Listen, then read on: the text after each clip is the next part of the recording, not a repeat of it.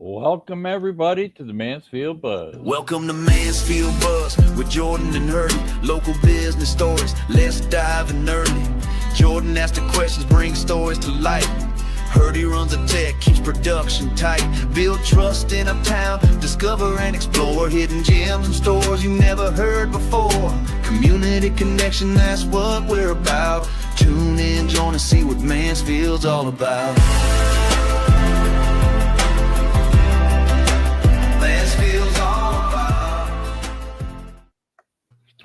All right, everybody, welcome to the Mansfield Buzz. It is Thursday. That's all I'm going to say. I'm not going to throw that tagline at you guys yet. We're developing on the front end. But if it's Thursday, it's Buzz Day. I had to do it. I just couldn't pass it up. All right, so we are here. We want to welcome everybody to the Mansfield Buzz. It is Thursday at 2 o'clock. We're on every Thursday on the Mansfield Buzz. I'm going to put that up right there. Make Jordan's getting off my get on that dashboard, sir.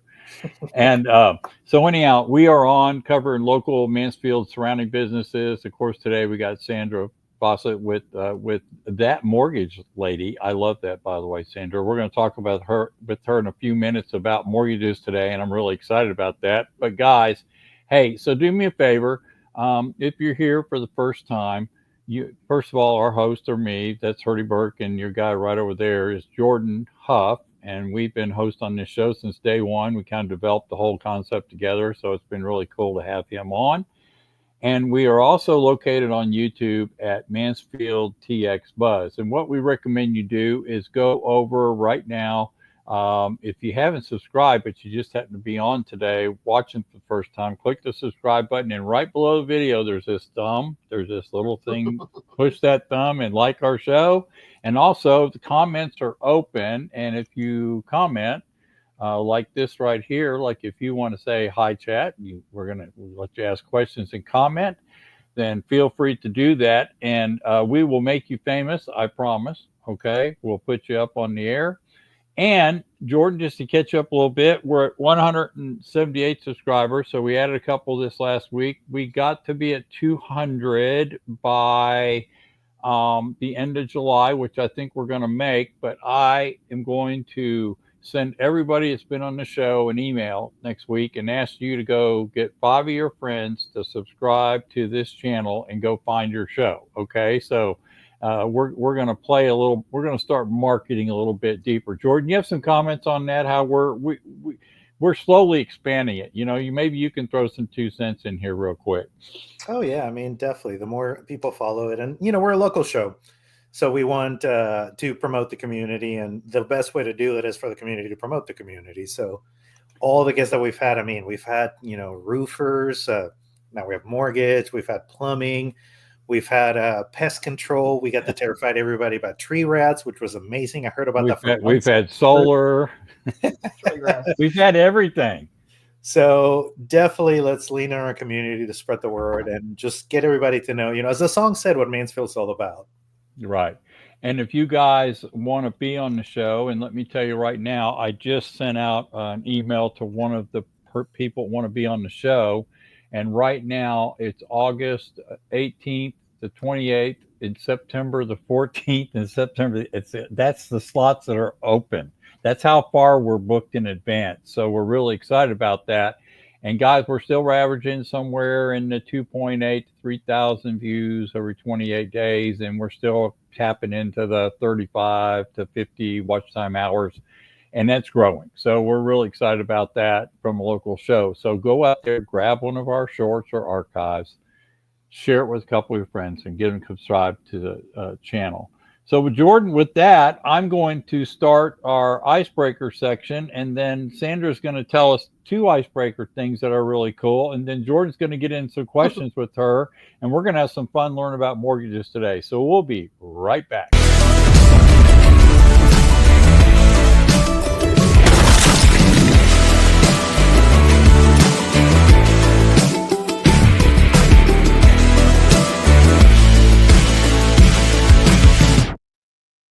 All right, everybody. So we do have a sponsor. Let me tell you who that is. It's Liberty Tax Defenders. They're your premier tax resolution firm. We work every day to help hardworking Americans keep more of their money out of the hands of overzealous bureaucrats. We help our clients solve problems with back taxes, unfulfilled returns, payroll, and trust fund issues. We also negotiate payment plans and offers and compromise are favorable to our clients, as well as represent clients to navigate tax issues such as employee retention credit, as well as providing CFO consulting, preparation, accounting services. So here's the bottom line, guys. If you get a letter from the IRS, go ahead, stick it in a drawer and see what happens. Go ahead, ignore it, stick it in a drawer, forget all about it, and don't worry about it. Wrong. Call these guys. Liberty Tax Defenders is their website, libertytaxdefenders.com. Their number is 817-995-5008. And don't put it in your drawer. I was seriously just kidding. Call these guys. All right. Thanks, everybody. Thank you, Liberty Tax Defenders, for being a sponsor. That's Brad Horton, Wade Dennis. Brad, by the way, is the owner of that, but he's also the mayor of Kennedale, Texas. So we always like to have somebody that's running one of our local cities right around us. So, Jordan, time for some icebreakers and start talking to our great guest, Sandra Fossett. Yes. Sandra, welcome to the show. Hello. Hi, guys. I'm excited about this. This is going to be a good conversation. We're going to learn a lot. I know right off the bat, there's so many misconceptions and things that we're going to be able to clear out, and then just able to just get everybody on a level ground when it comes to mortgages. Side note, I love your logo. I was taking a look at it. It's like, that's cool. Thank you. That's a neat one. And Rockstar Inspection says hello. Yeah, already jumping on the chat. There you go. We like that. Hey, John.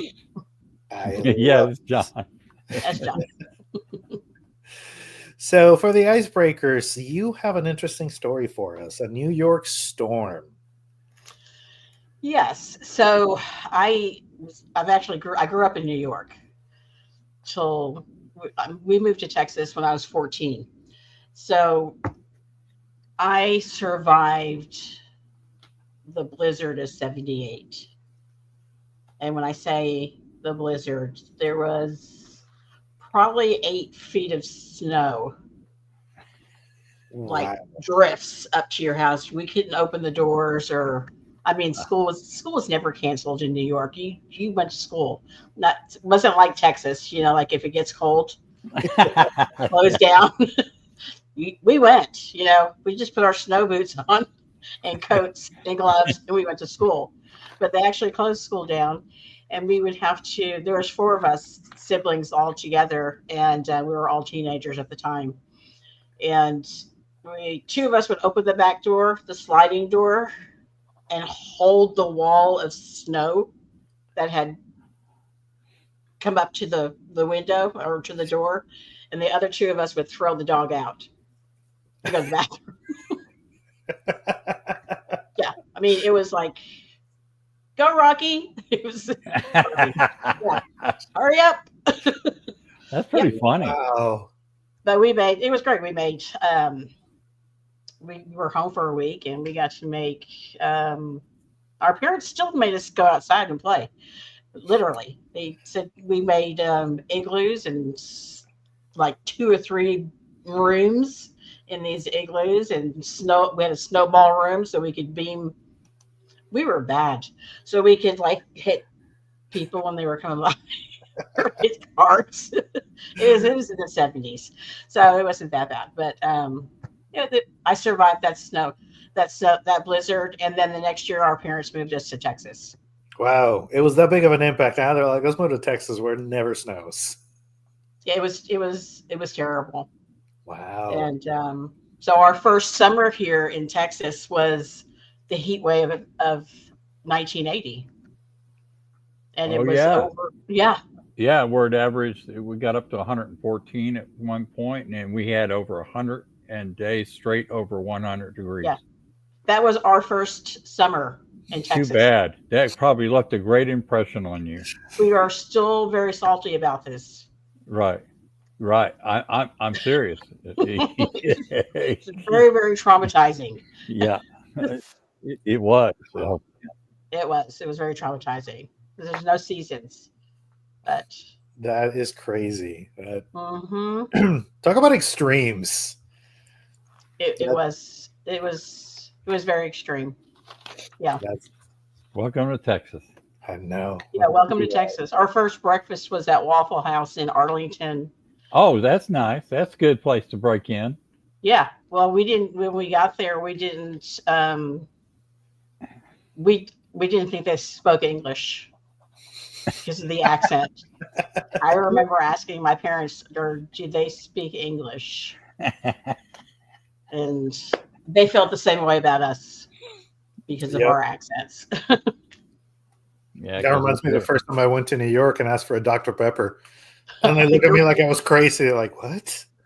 What? A Dr. Pepper? Like, you don't have that? It blew my mind. Uh-huh. I have another icebreaker question for you. This is not scripted, but we caught it at the beginning of the show. You do a lot of work with first responders. Mm. Yeah, so I'm part of a referral group. It's Hired Hands. There's just 12, 15 of us part of this group here in the community. And we refer business back and forth to one another. We meet once a week, but we also wanted to give back. And so we started doing every third Thursday of the month, we do breakfast tacos for the first responders. So we meet up at Todd's Storage. It's kind of a central location in Mansfield, and it's easy access for people to drive through. Park, there's plenty of that there. And we're getting to know the policemen and the firefighters and the dispatchers and the first responders of Mansfield. So we're getting to do that. We were able to find and donate 5 pallets of water to the police and fire department, which is like water's heavy. It was 2,000 pounds worth of 2,000 pounds worth of water. Awesome. Yeah. So that was kind of nice. And really they go through about a pallet every 2 weeks, which is crazy. That's wild. Amount of water. But yeah, hey, it's Texas. And yeah, I was about to say, you know what? It's Texas. So yeah, we have we get to know a lot of the police officers, and they come in and they visit with us. And this was not on the script, but I'll tell you this: this past Thursday, we were leaving. I'm leaving. It was 8 to 10, so I'm leaving. I'm going home, and I'm talking to Sherry Poe on the phone. And I said, I have to go. I'm getting pulled over. I said, I'm literally getting pulled over. She goes, no, you're not. I said, I'm literally getting pulled over right now. And I know why. Because I knew. And so I hang up and I pull into the gas station. And I'm thinking, please let it be one of the guys that we just served. Please. No, it wasn't. But it was because I had an expired registration. So the young guy, the officer, he's like, why? Is there a reason? I said, yeah, like me and my husband are trying to wait it out to see who would take the car, and I lost. Well, at least you're honest. At least you're honest, right? I was. And I lost. So I said, but I'm going to leave right now and go straight to Jiffy Lube and get it inspected so I can get the registration. And I did. And he did not give me a ticket. Well, that's awful. He gave me a warning. That's fine. Yeah. That's so good. that was interesting. I'm getting pulled over. Oh my gosh. It's good you guys do that. It's good you do that. Huh? I said it's good you guys do that for the first responders. You know, that's awesome. It makes their day. You know, it really does. It's a good. And you know what? It makes our day too, because it does. It's fun. You know, we get to see them, and we were in I was able to participate in the pickle parade, and I saw one of the officers that would come up there, and she's like, "Hey, Sandra." So you get to know them. That's good. Pretty cool. So thank you for doing that. Yeah, I remember seeing you in the pickle parade. Oh yeah, I saw you too. I was like, oh my god, I know somebody in the parade. Hello. Right? It's like, that was very really cool. famous. Yeah, my son was like, you know somebody on the parade? It's like, yes, I do. That we're going to do a float next year. That Ooh, that'd be fun. Hired Hands that does the We're going to do a float in the parade. Cool. Oh, that'd be Yes, So ma'am. fun. that'll be fun. So those of you that are listening, not from our area, the Pickle Parade is a annual St. Patrick's type celebration. And the reason it's called the Pickle Parade is because Mansfield is famous for a long time ago pickle company that manufactured a pickle here, just so you know.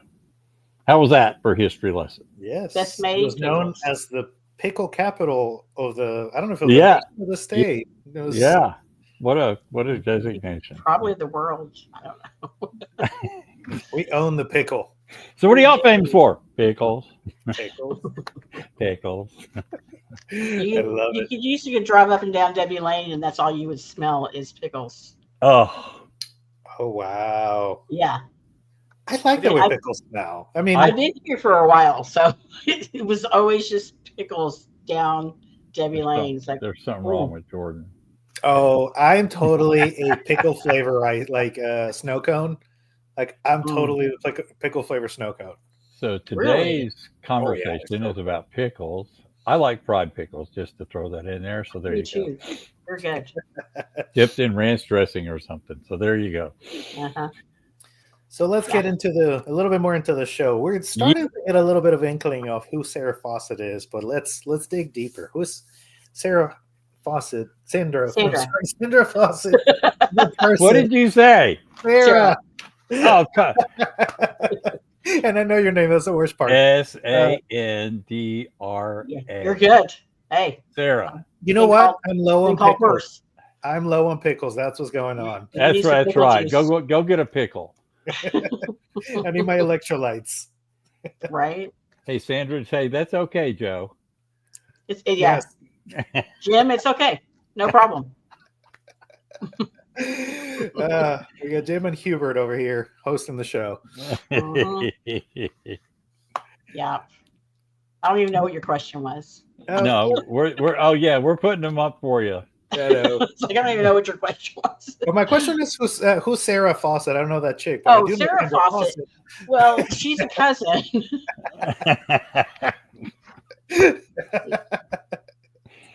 Oh my gosh. Today is going to be one of those. It's gonna be one of those hours.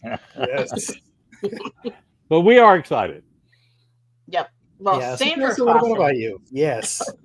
I preceded this with I'm from New York, so I do Mhm. still consider myself a New Yorker because I grew up. That's where I grew up. Right. So when I moved to Texas, my father literally said, "Get a job." Like my childhood was over. Yeah, that's it. Start Like, working. get a job. I'm like, Dad, I'm 14. He's like, I don't care. Get a job. So yeah, it didn't matter. So I still consider myself a New Yorker, even though I've been here for a lot longer than I was in New York. But all my family and cousins live back there, and we still talk. But yeah, so lived here, been here since 1979 in Mansfield. At that, and yep, I'm a wife, a mom, a nana. I've got the kids, the grandkids. I've raised 4 boys. They're all productive members of society. Thank God I did not screw them up. I really thought I was going to, but thank God I didn't. And they're all good. They're all good guys. And my husband, we've been married for about, I don't know, 12, 13 years. Cool. And so we have a blended family. Awesome. We have lots of kids and lots of grandchildren and 2 very cute pets. And my mom's still living in Rendon, Right down At the street. There you go. 83 Okay. years old. Mm-hmm. Oh, wow. And my sister lives out there. So yeah, we started out with 4 of us moving here. I have an older brother and sister. They both have passed. They both passed away. My dad passed away, so it's just me, my mom, and my sister left. So Mhm. we stay pretty close. Yep. And yeah, and we have all the kids. Well, we call them kids, but they're not. They're all adults. Yeah, you can never shake that one off. I mean, Mm. you're always you're always a kid in front of your parents, no matter how old you Yeah, get. Yeah. they're always mom and they're always your Yeah. kids. That's right. Yep. And yeah, I'm big on family, and I love what I get to do because I get to do it around the family Hmm. Yeah. and for the family. That's why I do it. Yeah, you're also big on friends and networking too. I mean, seriously, I feel like you know everybody and everybody knows you. That Uh, is true. because I've been here forever. I've been here since 1979. Yeah. Yep. Well, but I mean, not necessarily. I mean, like I feel like you have an affinity to get to know people. Oh, okay. You know, like I've seen you, and because we're in a lot of networking groups together, and Hmm. you have an ease about you to just get to know people, and then like seriously, like you just get to know everybody. That's sweet. Thank you. I agreed. I Yeah. enjoy people for the most part. Yeah. So that and that makes sense why you do what you do. But so then you moved into Mansfield.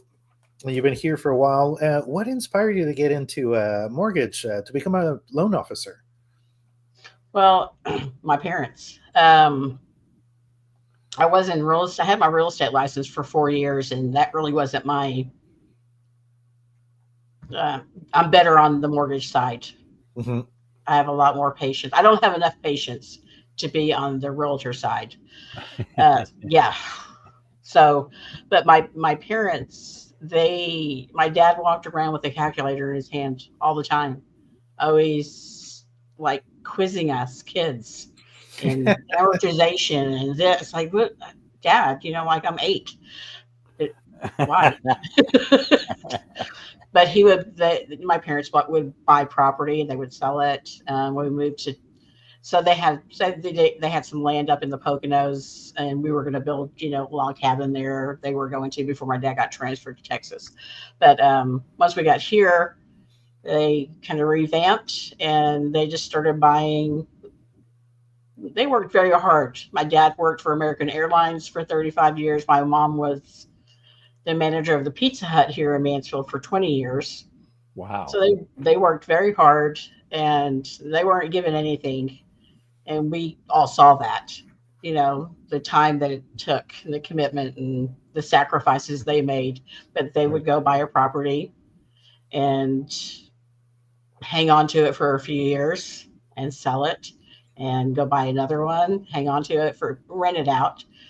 And they started accumulating all these properties, and like, hey, you guys do know what you're doing, don't you? Okay. I think, because when you're a kid, you don't think your parents know anything. But You're right. yeah, it's true. But yeah, that's how I got into it, because it was just it's a good living, it's a nice living, it's a comfortable living. You do have to work hard.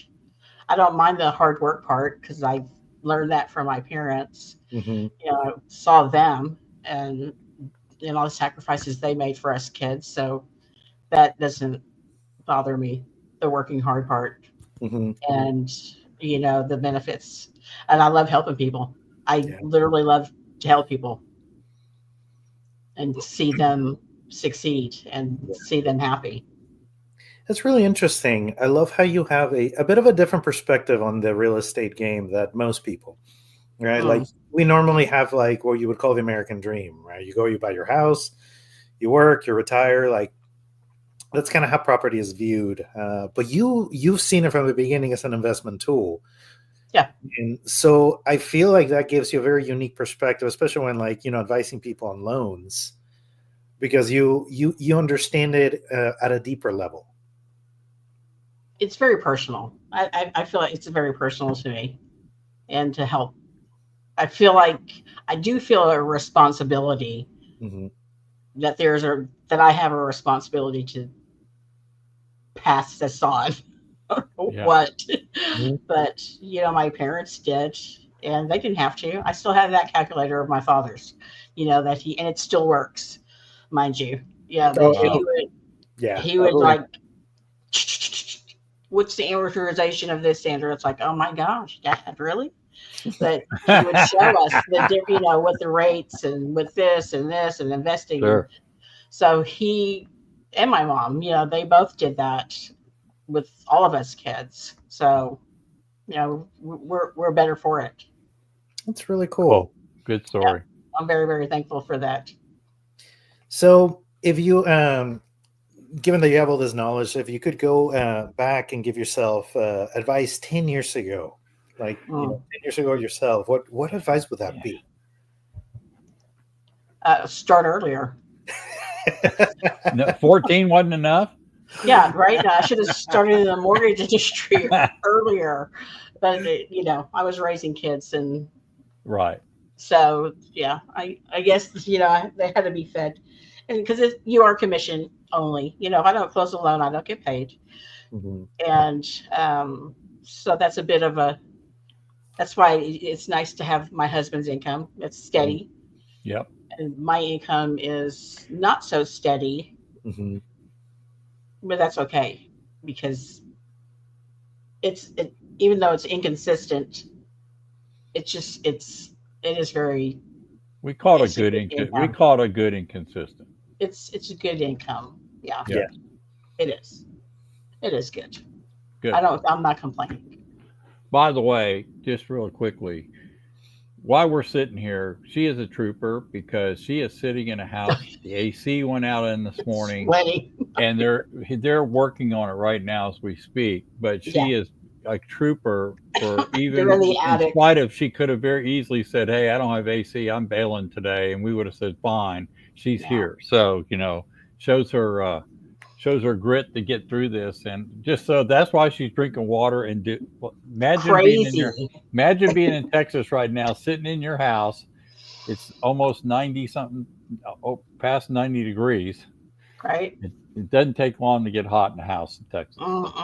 It does not. Thanks for doing that, Sandra. Yeah. Appreciate it. Yeah. We can say today we put you in the hot seat. That's right. Literally. You're in the hot seat. Hey, Literally. that was really good, Jordan. Yeah. Here comes the hot jokes. Sarah is in the hot seat. I'm telling you, it's so hot. And also, I wanted to have a little variation on that question too. Like, what would you give? What kind of advice would you give yourself, or maybe like I'm trying to think of maybe people around my age and are coming a little bit younger, a little bit older. We're looking into real estate and just wanted to buy a property. Like, what kind of advice would you give that to that either first time buyer or a person that is considering maybe even taking the step from just buying a property because you need a home to like buying a property as an investment? What kind of advice you would have for that younger person? I would advise them. A lot of people are just so intimidated by the process. You find a lender and talk to them. Just talk to them like we're talking, and just ask questions. Because there's not a wrong question, and that's what people are they get so intimidated because it's overwhelming, because it's something they don't know. They don't know because they're not in mortgage. They might be a plumber. I don't know plumbing. I don't know how to fix my air conditioner. That's why they're up there right now fixing it, or else I would have already done it. But I know mortgage. So you find somebody. I would recommend find an expert and talk to them. Just have a conversation and tell them what you're thinking about doing. Hey, I'm thinking about investing, or I want to buy my first house, or I'm in the military. What kind of benefits are there for the military? Or I've got 5 kids and a spouse. Is there down payment assistance? There's so many tools out there in the mortgage industry that I don't think that we utilize enough. I try to turn over every rock, try to find every penny, every dollar, because it's our money, right? That's right. It's ours. It's our money. Yeah, I would encourage people just to ask questions. Ask. Yeah. And what would you say is like the biggest misconception people have about mortgages? That they can't afford. they can't afford the payment. Mhm. But you know what? They're already paying it. You're just paying somebody else's. You're already paying it. Yeah, they're just paying somebody else's. They're just paying rent. They're paying 100% interest. Mhm. So they think that they cannot afford it or their credit's not good enough. It's and it's a process. The mortgage getting a loan is a process. It takes a little bit of time. And if your credit isn't stellar, we might have to work on it a little bit. But it's all doable. You can get into a home. It might take 6 months or a year, but what's 6 months or a year? Right. You're still going to be paying that rent, right? You're still going to be paying somebody else's mortgage. Exactly. And a traditional mortgage is set to 30 years, right? Traditional. Hmm. Yeah. So, I mean, if you're, what's a year when you're looking at a 30-year investment? It's nothing. Yeah. I mean, think about it. We're at the end of June, Yeah. right? Christmas is in 6 months, It's hard to believe. That's wild. right? Yeah. I've already started Christmas shopping. I don't know about you guys, but I have. I know. We're already and we're halfway through the 20s already. It's 2025, which still kind of hits me. It's like, man, that's wild. That's. Mm-hmm. Yeah. Yeah. I still remember people are freaking out when it was going to go from 1999 to 2000, and people are like, "Oh my gosh, computer's going to work? Is everything going to break?" They were hoarding. We were hoarding things. We were thinking the end of the world. Nope. And that's 25 years later. Here we sit. Yep. So another question I had for you is, so what does a win look like for you right now? And, both in business and in life.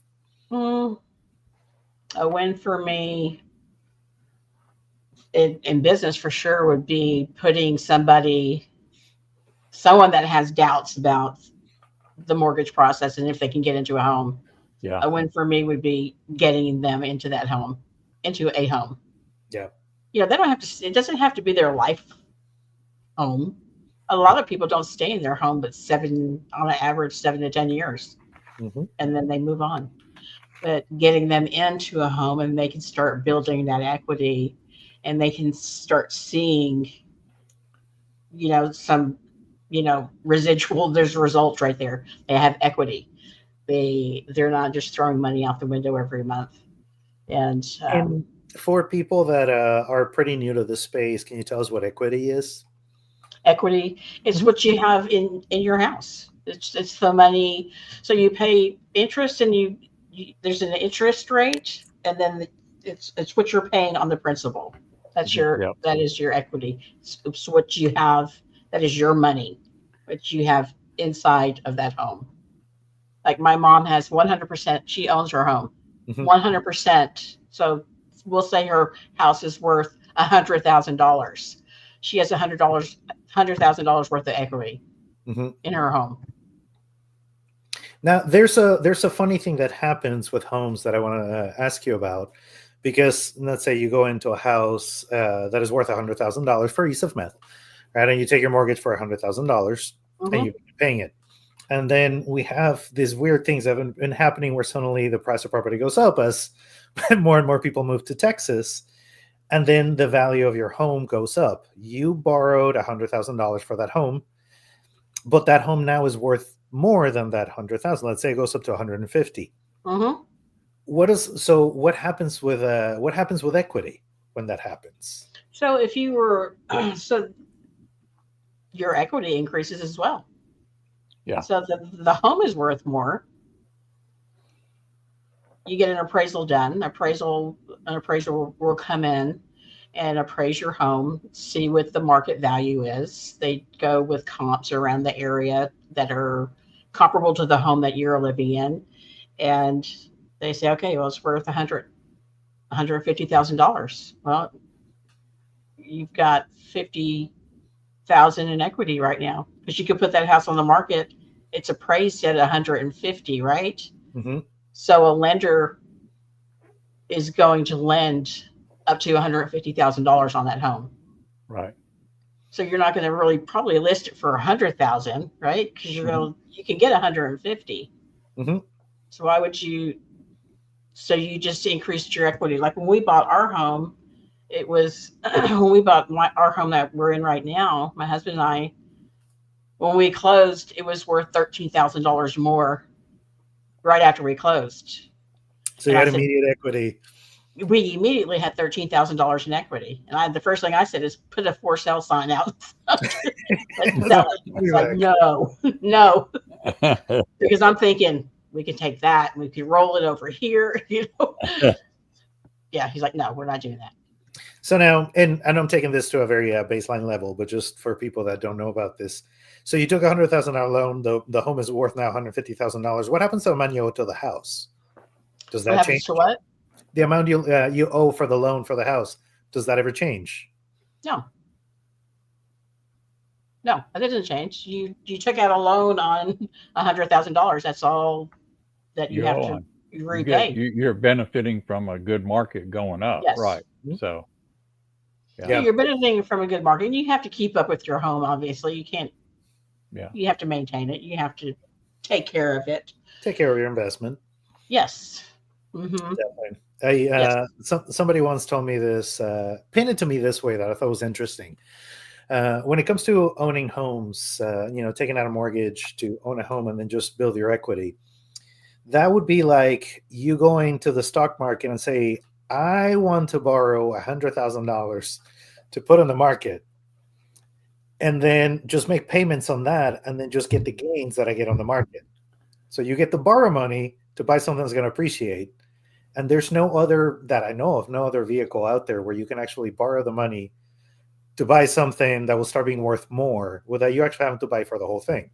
If you go to the stock market, if you have, let's say, $20,000 to put down on a home, you can only put $20,000 down on the market. You can't put $100,000 in the market by putting $20,000 down. Right. What you have is what you put in, but in a home, you can put in your down payment. You have a set loan, and then your home appreciates, and all that appreciation is yours to keep. It is. Yes. That's the way it works. That's good. Generational wealth. I love it. Some of my two favorite words. So I'm going to throw in a little thought here for you, Sandra, on this same question while we're there. First time home buyer, somebody wants to start looking at houses. And of course, the realtor always likes to see a qualification or pre-qualification. Those are two different words, correct? What's the difference between being qualified and pre-qualified? Or is it both the same? It's not this. Well, that word is the same, but there's a pre-approval and there's a pre-qualification. Okay, then I said thank you for clarifying that. So the pre-qualification is the initial. We're just kind of looking at numbers. Like I would look at those numbers. Like you tell me, you make X amount of dollars. You give me your income. I look at you. I could do a soft pull on your credit, but when we go before we go to underwriting, we're digging. You're digging deep, right? Yeah, right. So this is somebody you want to meet, right? You want to go through these. This is what builds your relationship with a person, right? Yeah. Is going through this with them, correct? Mm-hmm. Okay. I mean, you're the person they need to talk to, is what I'm saying. They really need to do this where they start saying, "Oh, I want that house over there in that area on that street." Okay, that's my point. Well, you don't go shopping without a budget, right? Well, no, I don't. No. I don't go shopping without a budget. I do. No, I'm kidding. I'm kidding. I'm kidding. But so there really is no reason to, especially probably the biggest expense of your lifetime is going to be your home. Just because you can afford possibly a $500,000 house, do you really want that payment? No. Where is your budget? Let's zero in down on your budget and what can you comfortably afford every single month.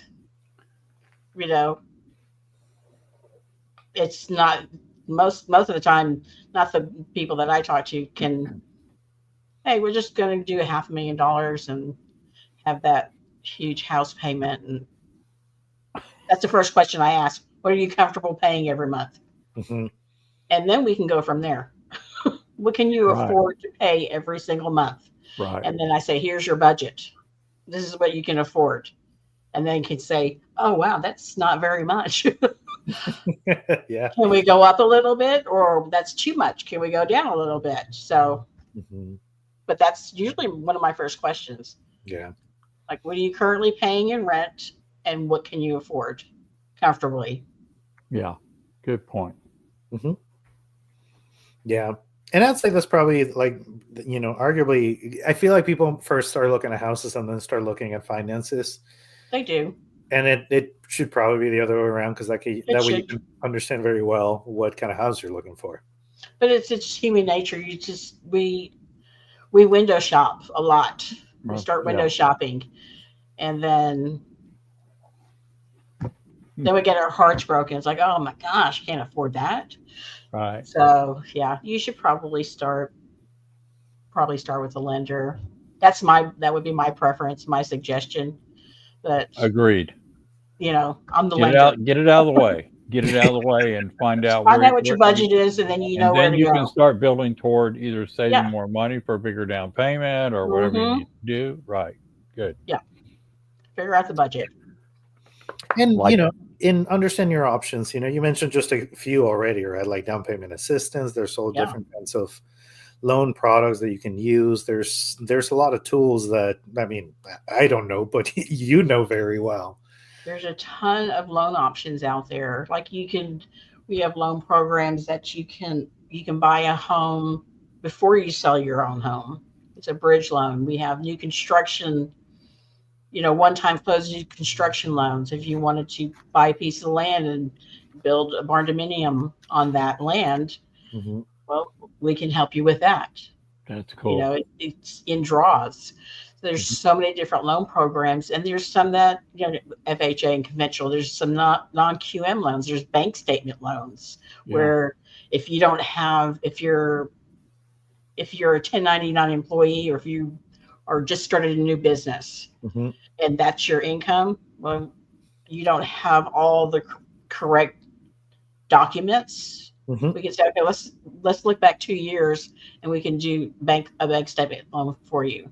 Let's That's see cool. where you're at. So there's a lot more loan options out there than the traditional just FHA and conventional. Gotcha. That's really cool. Yeah. Good to know. Yep. And, as we touching a little back on just kind of like, your networking nature and how you help clients, how do you stay connected with clients and also with your referral partners in the long term? Referral partners, I'm still working on that. I mean, I talk to them during networking, and online. I get most of my business. I do get most of my business online. Mm-hmm. The consumers, they will reach out. They will reach out to me, or I will be referred Mm-hmm. online. So then we get together, set up a consultation call. By online, do you mean your website or social media? Social media. Okay. Social media. I don't have a website. I have a domain name, but that's it. I don't have a website. I have a website with my company, American Pacific Mortgage, where I can send someone a link, you have a micro page they can go and to them, right? and they can apply through that. But my main source of the consumers are coming from social media. Okay. I won't say I spend a lot of time. I've learned over time where to put that energy in, and what platforms. Mm-hmm. And Jordan, hold on a second. You seem to have a lot of fun. I see her a lot, and Jordan, I think you do too. We see her a lot posting short video clips, don't we? Yeah. On Facebook. She's not scared to be face forward on one of the social platforms. It helps. It helps. And I wanted to ask you about that. And how was that process? Because I know a lot of people struggle with it, and I would imagine you did as well at the beginning. So I'd love to I know did. how you get over that and how you develop that muscle. It's just like get over it. Like literally, I can hear my dad, my mom, just like, you know, just do it. Just it is. You are who you are. Just you're gonna make mistakes and you're gonna stutter and you're gonna. Yeah. I'm always scratching my face or I'm like that. So I figured, okay, one and done, unless I curse. If I curse, then I have to go back and redo it, which I've done before. But one usually it's just one and done, and then I just do it. I look okay, and then I just send it out, and then I can't do anything about it. It's over. No, that's right. Your FaceTime. Yep, That's good.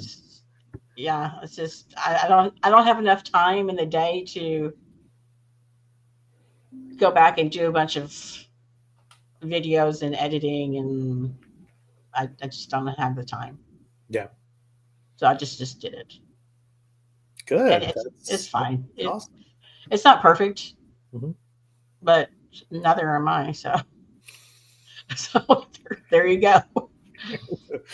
It works well. Well, congratulations, because that is something that a lot of people struggle with. And it is for the same reason, because that difficulty that so few people do it, that it's a huge advantage because very few people do it.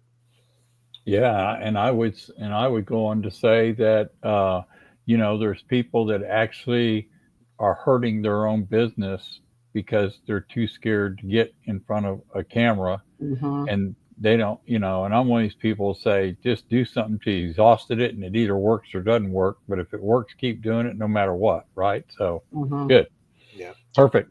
There has to be a study somewhere that where fear is the number one destroyer. It is camera fear. Well, because you're looking at yourself. It's like, ugh, no one wants to do that all day. No. Yeah.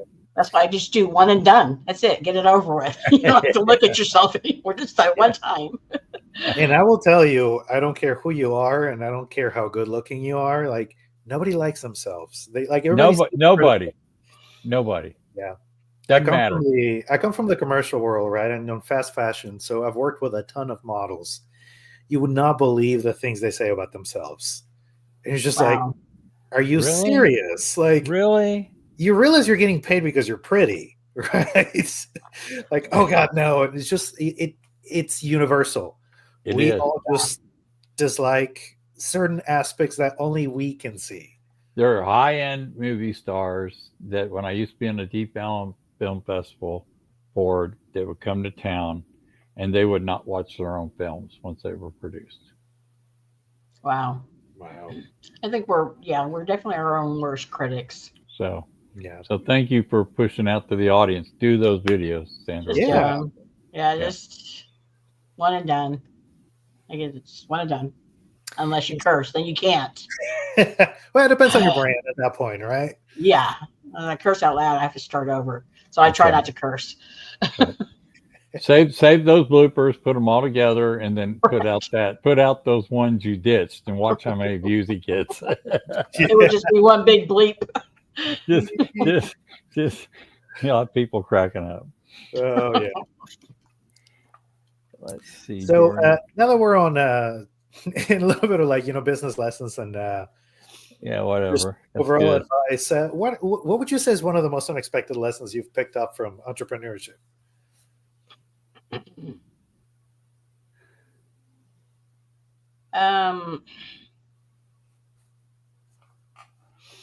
I don't think it's as hard as we all think it might end up being. And if you're just transparent, you just kind of be yourself. It just it works. It just works. I don't try to do anything that. This is it right here. This is all you get. It's not as hard to get out there and do it. You just get out there and do it. It's okay. If you fall down, you get back up. Yep. Yeah. Just keep getting back up. I'd agree. Yeah. Yeah, and that's a lot to do with my parents. I was very, very blessed to have been raised by the people that I was raised by. Well, And when you have good models of working hmm history, it rubs on you, yeah, if you have a don't quit attitude and you're positive, even when you get set back, you're going to do yeah, really well if you stick with it. Mhm. yep, yeah. We were. It wasn't like we were taught not to quit. Like if it's not going to work, we're not going to keep going, right? Right. But you just keep working, keep working, keep working at it, keep working. And if it's going to work for you, it's going to work. If it's not, then you pivot. I pivot. I've done a lot of pivoting, Yes. and that's okay. Yeah. Yeah. That's okay. Change pivots, man. Part of the business. Mm-hmm. Yep. Feel like a ballerina sometimes. It's like It's right. just Yeah. keep pivoting, keep spinning. But you cannot lose if you refuse to quit. This is true. I've heard that Yep, somewhere before. that's true. Yeah, I agree. Another, for me, one of the biggest lessons in entrepreneurship that, took me by surprise is when you see it. And for me, I'm a millennial, so I'm always on Instagram, and you see all these Instagram videos about, entrepreneurship and start your own business. And it's a lonely road, but it's worth it and it's noble. And man, it is one of the most social things I've ever done. Like, I know more people now as a single business owner entrepreneur that I ever did as an employee of a big company. That's right. And I have Yeah. deeper relationships, better friendships. Yep. I get out more often, more social time. It's remarkable how unlonely it is. Yeah. Sometimes you kind of crave that, just the me time. And Get I Right. think in I the think we need corner. to be I think we need to be validated, in our business, and we're building relationships with like-minded people in our business and helping Mhm. each other, and that's the beauty of not being a competitive market inside a corporation. And I don't mean that bad. It's just fun to go out and see how you can collaborate with other people to help your business and vice versa. And that's what makes it for me really fun. Really fun. Mhm. Yeah. Yeah. And I love that, right? In a corporate environment, it really feels like you're in a bucket full of crabs where all like everybody's just pulling each other down because everybody's trying to get ahead. And when you're in this entrepreneur space, like it's all about racing each other up and helping each other, sharing our expertises. There's so Yep. many things that we don't know. And as a business owner, there's so many things you need to know, but you network, you make friends with people that are experts in that area, and the amount of knowledge you can pick up and the amount of like rocks you can avoid stumbling upon with Right. just having conversation is incredible. Yeah. Yep. So I'm ready for a success story, Jordan. What do you I think? know. So speaking of, Oh. how wonderful it is to do this, how about some success stories when you help somebody in a tough situation, especially with the loan situation? Because I know, and just yesterday I was talking to somebody who's like, God, I really want to, like, I was thinking about selling my property, but I would never get a loan. And I'm like, I've heard that before. Like, there's Mhm. voice around it. So I'd love for you to share some of those success stories. Yeah, I've got my favorite, all of them, all the closes that I get to be a part of. I'm grateful for and thankful. One particular was last year. She was a single mom and a school bus driver for Mansfield, and her son he is disabled, and so she was a bus driver, and then she would, when she quit, well, when her route was over, she would go work in the lunchroom. So then she worked in the nutritional department, and she got different wages, like bus driver wages, nutritional department wages, and someone had told her, a real estate agent, and I told her not to tell me the person's name because I didn't want to know, that she would never own a home because of what she did for a living. And I was like, oh, that's no, that's not nice. Like Yeah. that's not true. And so, I mean, it was one of my more difficult loans because she had variable income, because she got paid one wage for transportation and got overtime. Then she had another wage for nutrition and overtime. And then her son had benefits from the government because he was disabled. And so it was a difficult loan. However, and it took us about 6 months from start to finish. And we got very close. And we call each other on the holidays, and how we check in with each other now. But got her into a home with nothing down, with down payment assistance. She walked away with $2,500 in her pocket. Wow. And owning her own home, obviously. See, it gives me chills when I start talking about her. And she's paying less on a mortgage than she was paying in rent. Wow. Winning. Yes. Well, Wow. but she's never going to get in a house, right? But she was never going to get in the house. Ever. And she said she even resigned herself to that fact that Wow. she'd never be a homeowner. Wow. And where she lived, she took pictures and sent them to me. It was like a slumlord. It was terrible.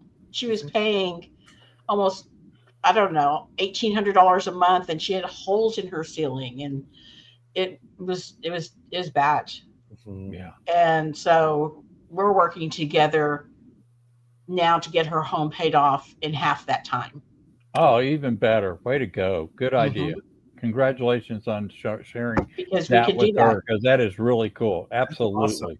That's the Yep. best way to go. Build equity faster. Build that equity and pay on that. Get that pay on that 15-year principal. payoff instead of that Mhm. 30-year payoff, and save your interest and put money back in the bank. Yep. Awesome. So Love that's that. what we Good started doing story. that with our house. And so I was like, why? We do it here. I can show people how to do it. Yeah. I mean, good story. Wow. Awesome. It's a very little bit of extra money every month to put on the principal. That makes a huge difference. It makes Sandra, a huge difference. I just keep hearing this over and over from everybody. It seems like the number one thing that people always tell people is, I don't think I can afford or be in a house right now. Yeah. Without exhausting that possibility. I'm not saying they can, not saying they can't, but why not go down the dirt road and exhaust it and make sure, don't just take your own self-word for it. Go find out. Right. Yeah. And I'd love to you can hear afford not to ask. I would love to hear your advice for someone who doesn't think they qualify for a home loan, because honestly, I hear those words very often. It's like, I will never qualify. I do too. I mean, I hear it all the time too. And then I say, well, just let's fill out the application. Let's see where you are. And if you don't qualify today, we can find out how long it's going to take to qualify you. We can get you qualified. It just might not be today. So there's a process, and it's up to that lender to walk you through that process. So, I mean, if you had a 580 credit score, I can get you in a house. There's different loan programs for different income ratios and USDA loans. There's so many different options, but you have to take that step and ask the questions. What can I do to get into a house? That's it. I'd be willing to walk anyone through it anytime. A personal question for you. This is from me to you.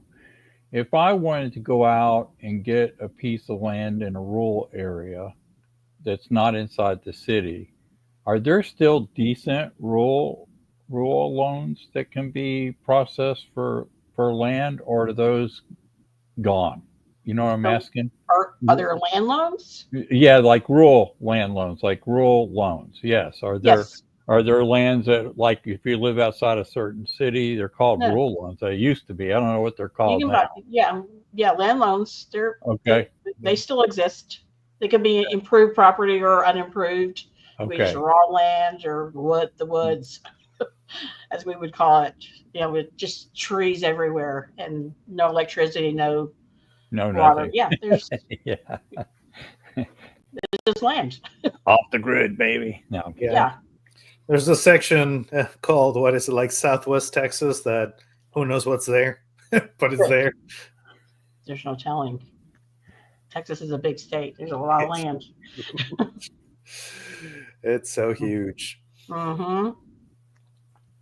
Oh, you got an interesting question down here, Jordan. Do you see this? I know, and I like this one. It's so poetic. If this was the last podcast you ever did, what message would you leave to your audience?